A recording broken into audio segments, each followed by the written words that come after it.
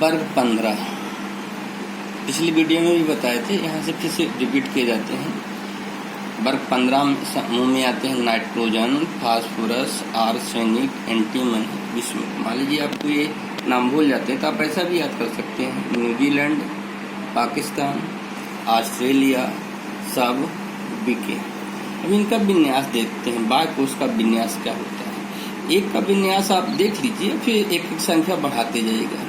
जैसे नाइट्रोजन का होता है 2s2 2p3, एक बढ़ा दीजिए तो 3s2 3p3, फिर एक बढ़ा दीजिए 4s2 4p3, फिर एक बढ़ा दीजिए 5s2 5p3, फिर एक बढ़ा दीजिए 6s2 6p3। इसका मतलब बाय कोष का विन्यास ये कहलाता है, जिसको हम आउटर सेल का विन्यास कह सकते हैं कि 15वें समूह के आउटर सेल का विन्यास क्या होता है, वो होता है NS2NP3। अब इनके गुणों के बारे में जानकारी लेते हैं। प्रकृति कैसी होती है, तो नाइट्रोजन और फास्फोरस अधातु तत्व होते हैं, आर्सेनिक एंटीमनी उपधातु होते हैं, और बिस्मथ टिपिकल मेटल अथवा पुअर एलिमेंट यानी पुअर, ये दुर्बल धातु कहलाती है, दुर्बल धातु होती है। और आपको ये भी मालूम है कि जब हम वर्ग में ऊपर से नीचे आते हैं तो धात्विक गुण सदैव घटता जाता है। तो नाइट्रोजन अधातु हो गई और ये क्या होगा, धात्विक गुण, इसीलिए इसमें पाया जाता है। अब हम सभी का देखते हैं कि इनका क्रमशः देखिए, ये मान याद करने की आवश्यकता नहीं है, लेकिन इससे हमें लिखने में सहूलियत हो जाती है। कभी कभी इस प्रकार के क्वेश्चन आ जाते हैं कि निम्न गुणों के बारे में विवेचना कीजिए, आप लोगों को परेशानी होती लिखने में। तो जब आप इस तरह दिखे रहेंगे तो आप अपने से भी बना के लिख सकते हैं। देखिए, nitrogen, phosphorus, arsenic, antimony, bismuth. अब हम परमाणु त्रिज्या के बारे में जानना चाहते हैं कि क्या लिखें। देखिए 70, 110, 121, 141, 148, यानी मान बढ़ रहा है। क्यों बढ़ रहा है? जब हम वर्ग में ऊपर से नीचे जाते हैं तो कोषों की संख्या क्या होती है, बढ़ती जाती है। कोषों की संख्या बढ़ेगी तो ये नाभिक हो गया, और नाभिक से बाह्य कोष तक की दूरी क्या होगी, बढ़ती जाएगी। और जब बढ़ती जाएगी तो निश्चित है कि परमाणु त्रिज्या भी बढ़ती जाएगी। इसीलिए नाइट्रोजन से लेकर बिस्मथ तक परमाणु त्रिज्या का मान बढ़ता जाता है। अब घनत्व देखते हैं। घनत्व भी देखिए, नाइट्रोजन से लेकर के बिस्मथ तक क्या हो रहा है, बढ़ रहा है। घनत्व बराबर होता है द्रव्यमान बटे आयतन। तो आपको पता है ऊपर से जब नीचे की ओर जाते हैं तो द्रव्यमान क्या होता है, बढ़ता है। यदि द्रव्यमान बढ़ता है तो घनत्व बराबर होता है द्रव्यमान बटे आयतन, इसलिए घनत्व भी क्या होगा, बढ़ता है। अब आते हैं गलनांक। गलनांक होता है मेल्टिंग पॉइंट। अब 10वीं में पढ़ चुके हो कि जब ऊपर से नीचे चलते हैं तो अधातुओं के गलनांक का क्वथनांक कम होते हैं, जबकि धातुओं के गलनांक का क्वथनांक क्या होते हैं, अधिक होते हैं। यहाँ देखिए, जब हम नाइट्रोजन से चलते हैं कहाँ की ओर, इधर की ओर, बिस्मथ की ओर, तो गलनांक और क्वथनांक क्या हो रहे हैं, पहले यहाँ तक बढ़ रहा है, फिर यहाँ से थोड़ा सा घट रहा है। उसका कारण है यहाँ से एंट्री हो जाता है डी ब्लॉक और एफ ब्लॉक। और डी ब्लॉक या और एफ ब्लॉक में आपको पता है, ये आप पढ़ेंगे आगे चल के, लैंथेनाइड संकुचन। और लैंथेनाइड संकुचन के कारण इनके आकार क्या हो जाता है, में प्रभाव आ जाता है, प्रभावित होने लगते हैं, जिसके कारण इनके गलनांक और क्वथनांक में भी परिवर्तन हो जाता है। अब हम देखते हैं क्वथनांक में। तो क्वथनांक वान डेर वाल परमाणु भार पर निर्भर करता है, यानी परमाणु भार जैसे जैसे बढ़ता जाता है तो वान डेर वाल आकर्षण बल बढ़ता जाता है, इसलिए क्वथनांक भी बढ़ता जाता है। इसी कारण से क्वथनांक क्या हो रहा है, बढ़ रहा है। अब आते हैं आयनन विभव में। तो आयनन विभव आपको पता है कि जब ऊपर से नीचे चलते हैं तो जो सबसे पहला तत्व होता है उसका आयनन विभव सबसे अधिक होता है, लेकिन जैसे जैसे नीचे की ओर जाते हैं तो आयनन विभव बढ़ता जाता है। क्यों? क्योंकि कोषों की संख्या बढ़ती है, इसलिए इलेक्ट्रॉन त्यागने के लिए अधिक ऊर्जा की आवश्यकता नहीं होती है, इसीलिए नीचे जाने पर आयनन विभव बढ़ता जाता, आयनन विभव घटता जाता है। अब विद्युत ऋणात्मकता की बात करते हैं। ये पता है आपको कि पूरे आवर्त सारणी में सबसे अधिक विद्युत ऋणात्मकता फ्लोरीन की होती है, यानी नाइट्रोजन की सबसे अधिक। तो ये नाइट्रोजन की विद्युत ऋणात्मकता अधिक होती है और नीचे जाने पर विद्युत ऋणात्मकता घटती जाती है। यानी इस तरह से हम नीचे जब जाएंगे तो विद्युत ऋणात्मकता का मान घटता जाता है। आक्सीकरण अवस्था, आउटर सेल यानी बाह्य कोश का इलेक्ट्रॉनिक विन्यास NH2Np3 होता है। तो यदि ये इलेक्ट्रॉन त्यागे तो पहले पीछे त्यागेगा, फिर यस, तो मान लीजिए 1 त्यागा, फिर 2 त्यागा, फिर 3 त्यागा, फिर यस की भी त्यागा तो 4 त्यागा और 5 त्यागा। यानी इसकी आक्सीकरण अवस्था देखी जाए तो यानी इलेक्ट्रॉन जो त्यागे तो क्या क्या आएगा, +1 +2 +3 +4 +5। अब मान लीजिए यदि इलेक्ट्रॉन ग्रहण करता है तो 5 है और 8 होने के लिए 3 ग्रहण करेगा।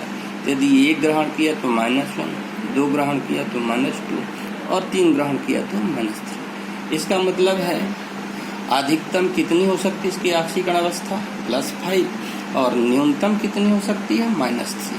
अब हम ऐसे निकालते कैसे हैं, तो अधिकतम आक्सीकरण अवस्था कहलाती है N।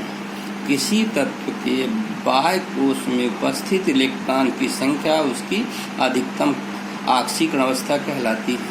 इस समूह में बाह्य कोश का इलेक्ट्रॉनिक विन्यास कितना है, 3 2 5, यानी अधिकतम इसकी आक्सीकरण अवस्था कितनी होगी, 5।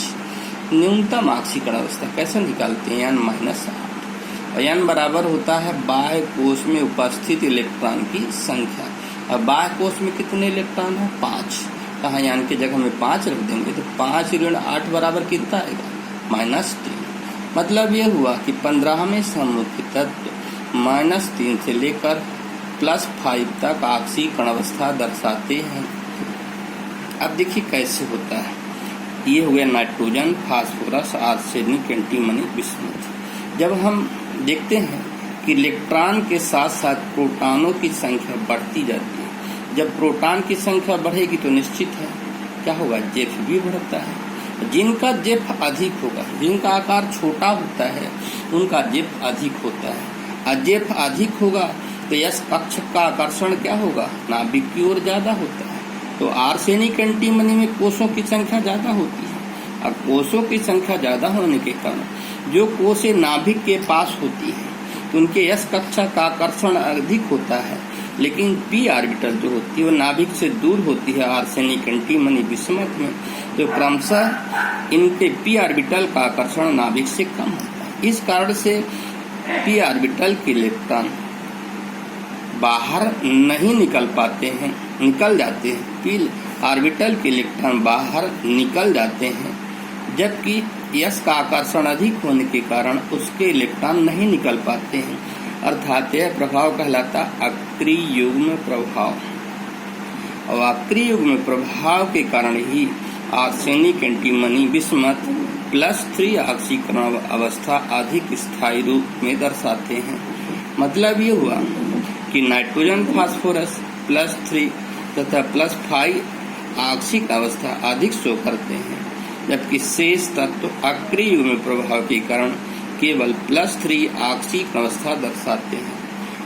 मतलब ये कह सकते हैं कि नीचे की ओर जाने पर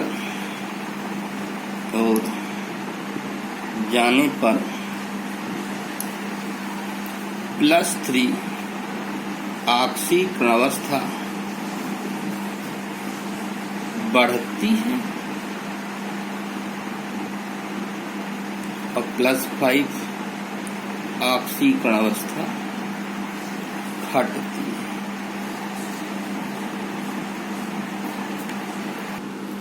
ये है नाइट्रोजन का असामान्य व्यवहार। आपको ध्यान रखना सभी समूह में कि जो प्रथम तत्व होता है उसका आकार सबसे छोटा होता है। आकार छोटा होने के कारण उसकी आयनन ऊर्जा भी सबसे अधिक होती है। तो 2 ऐसे हैं असामान्य व्यवहार जो सभी में लागू हो जाते हैं। तो पहले नंबर में हम क्या लिखेंगे कि नाइट्रोजन का आकार सबसे छोटा होता है। नाइट्रोजन का आकार अपने समूह में सबसे छोटा होता है। नंबर दूसरा, आयनन विभव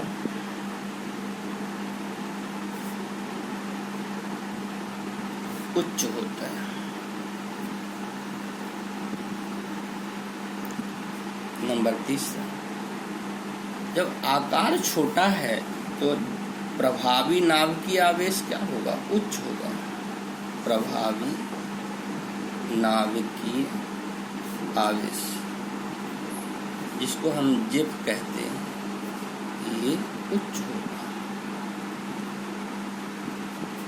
अब अगला नंबर देखते हैं।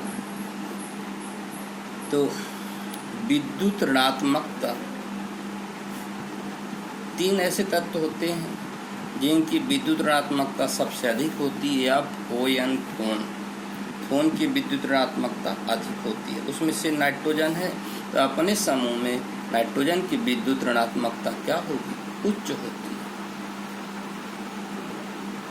5वां नंबर है इसमें कि नाइट्रोजन का जो इलेक्ट्रॉनिक विन्यास के हिसाब से देखा जाए तो क्या होता है? केवल इसमें 7 ही इलेक्ट्रॉन होते हैं, यानी 1s2, 2s2, 2p3, 3 2 5 2 7, अर्थात इसमें D कक्षक नहीं पाई जाती है। तो हम क्या लिखेंगे कि D कक्षक अनुपस्थित होता है।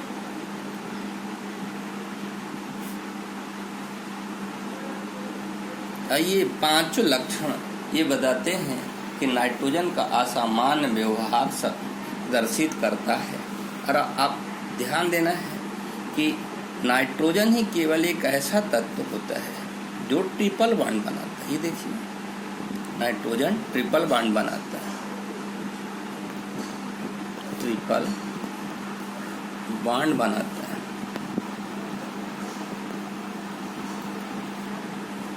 इसमें 2 पाई बंध और 1 सिग्मा बंध होता है।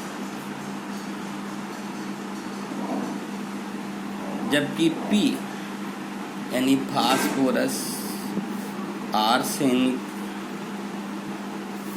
एंटीमनी और बिस्मथ, ये सब सिंगल बॉन्ड ही बनाते हैं।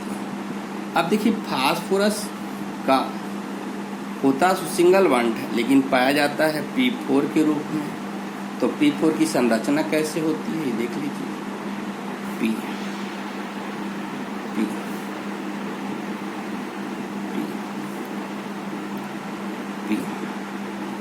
4 हो गए। अब देखिए, 3 इसके भी और ये इसके भी 3 हो गए, लेकिन इनके 3 नहीं है, अर्थात ये बीच में हम ऐसा क्या करेंगे, इसको जोड़ देंगे, तो ये इसके भी 3 हो गए। इस प्रकार से इसकी संरचना बन गई। ये हो जाती है फास्फोरस की संरचना। अब आगे इसी प्रकार जुड़ता जाता है, यानी फास्फोरस में P4 में श्रृंखलन का गुण पाया जाता है। तात्पर्य हो गया कि नाइट्रोजन से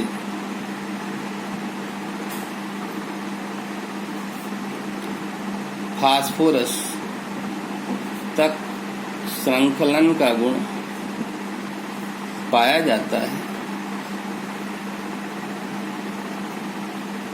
इसके बाद घटने